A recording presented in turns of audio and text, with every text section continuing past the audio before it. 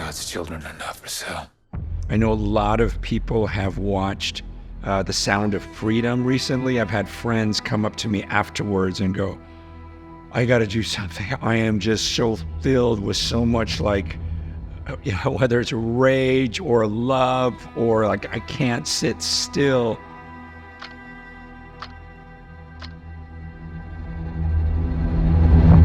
I've been working with the U.S. Institute Against Human Trafficking and also with Kids Not for Sale.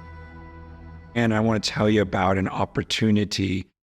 Almost 36 missing children recovered in Southern California through a multi-agency investigation. Sex traffickers are people that take vulnerable women and literally wreck their lives by making them into sex slaves. You have to ask, who would do something like that?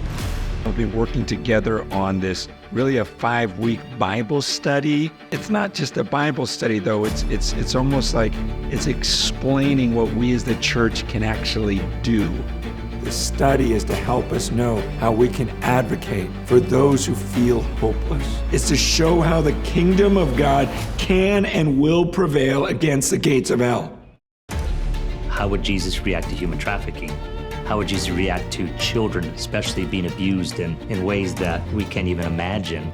It helps you understand the problem right here in America, not just overseas. Right now, it is estimated that there are over 5,600 victims of child sex trafficking in Nevada. There's a lot going on in our country, and so we want to explain what are the signs of those things and how can we be on the lookout and what can we actually do as the church.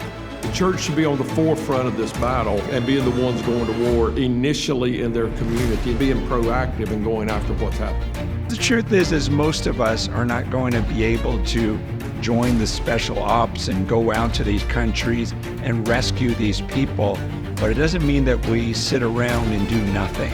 And when I allowed people to love me, people in my life were showing me I was worthy of more, and that I could do it, and that I could have a better life. We just want to be the hands and feet of Jesus, to love them.